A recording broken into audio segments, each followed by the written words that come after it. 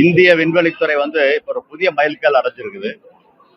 இதுவரைக்கும் அரசு நிறுவனமான இந்திய விண்வெளி ஆய்வகம் அங்க ஆராய்ச்சிகளை தாண்டி அதுல வந்த பிஎஸ்எல்வி, ஜிஎஸ்எல்வி அப்படிங்கிற ஏவுகணா இருக்கலாம், அல்லது பலதரப்பட்ட செயற்கைக்கோள்கள், அது தொலை உணர்வுக்காக இருக்கலாம், தொலை தொடர்புக்காக இருக்கலாம், அல்லது நிலவு, செவ்வாய், சூரியனுக்கு அப்படிங்கிறதையும் தாண்டி பருவநிலை மாற்றங்களுக்கானது, நேவிகேஷன் அப்படின்ட்டு பல வகைப்பட்ட செயற்கைக்கோள்களும் செய்யப்பட்டு அடுத்து மனிதனை விண்வெளிக்கு அனுப்பக்கூடிய அந்த முயற்சியிலேயே அதை போயிட்டு இருக்கு.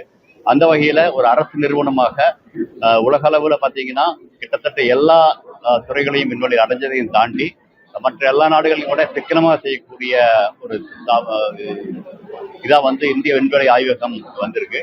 இப்ப அடுத்த கட்டமாக இந்த முயற்சிகளை தனியார் துறையும் சேர்த்து பொழுது ரெண்டு வகையில் என்ன, இனிமேல் ஆராய்ச்சிகளும் தொடரணும். ஆனா இதுவரைக்கும் நாம செஞ்சிருந்த பல செயற்கைக்கோள்களுடைய ஆயுட்காலம் முடியும் பொழுது அதற்கு இன்னொரு செயற்கைக்கோள்கள் போகணும், அதுவும் நிறைய பண்ண வேண்டியிருக்கு. அந்த வகையில தொழில் முறையில நிறைய செயற்கைக்கோள்கள் திரும்ப செய்ய வேண்டிய அவசியம் உருவாகுது. ஆனா அதை தாண்டி காலத்துக்கேற்ற ஆராய்ச்சியும் தேவை. இது ரெண்டையுமே நம்முடைய அரசு நிறுவனமாக பண்றதை தாண்டி தனியார் துறைக்கும் வந்து திரும்ப செய்யக்கூடிய செயற்கைக்கோள்களையும், அதை தாண்டி குலசேகரப்பட்டினம் நம்முடைய இன்னொரு ஏவுதலனாக வரும் பொழுது அந்த இடத்திலிருந்து நமக்கு தேவையான பல செயற்கைக்கோள்களையும் வெளிநாட்டிற்கு தேவையான செயற்கைக்கோள்களையும் அனுப்புவதற்கான வாய்ப்பு உருவாகும். அதற்கு ஒரு ஆரோக்கியமான போட்டியாக தனியார் நிறுவனங்களுக்கு இப்ப அதற்கான அனுமதிகள் கொடுக்கப்பட்டிருக்குது. அவர்களும் அதற்கு தகுந்ததான சிறு ஏவுகலன்களையும் சரி செயற்கைக்கோள்களும் உருவாக்கப்பட்டு வருது. அந்த வகையில ஒரு ஆரோக்கியமான போட்டியில, ஒரு ஆரோக்கியமான சூழ்நிலையில நம்முடைய இந்திய விண்வெளித்துறை வந்திருக்கு.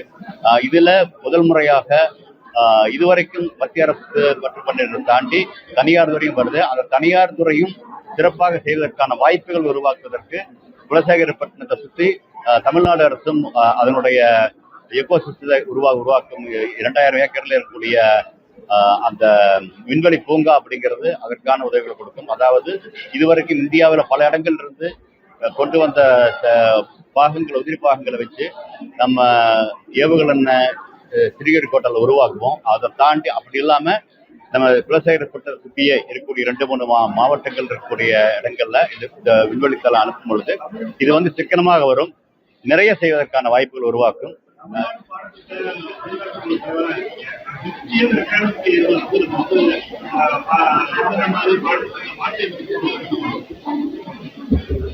இல்ல, இந்த குழு கொஞ்ச நாளாக பணியில் இருந்துட்டு இருக்கு. அந்த வகையில இப்ப வந்து முதல் 3 வகுப்புகளுக்கு முதல் பருவத்துக்கான புத்தகங்கள் கொடுக்கப்பட்டிருக்குது.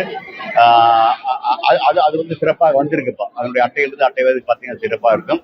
அதிலிருந்து வந்து முக்கியமாக 3 வருஷத்திலேயே குழந்தைகள் வந்து எழுத, படிக்க, பேச 2 மொழிகளிலுமே, தமிழ் ஆங்கிலம் 2லையுமே 2 மொழியில சரியா வரணும் அப்படிங்கிற ஒன்று உருவாக்குறோம்.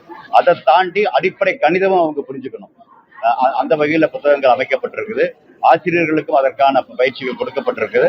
இதை தாண்டி வகுப்பறைகளையும் வந்து நவீனப்படுத்துற மாதிரி இப்போ வந்து கரும்பலகையை தாண்டி ஸ்மார்ட் போர்டுகள் கிட்டத்தட்ட எல்லா அரசு பள்ளிகளையும் உருவாக்கி இருக்கோம். அதனால கிட்டத்தட்ட குழந்தைகள் வந்து விளையாட்டாகவே கற்றுக்க முடியும். அது வந்து எண்ணும் எழுத்தும் கத்துக்க முடியும். இது பண்றோம். இதை தாண்டி அடுத்த வகுப்புகளுக்கான வரையறையும் இப்ப வெளியிட போறோம். இதுல இருந்து வர ஃபீட்பேக் வச்சுக்கிட்டு மற்றவர்கள் ஏதாவது கல்வியாளர் சொல்றாங்க வச்சுக்கிட்டு அடுத்த புத்தகங்கள் உருவாக்கப்படும்.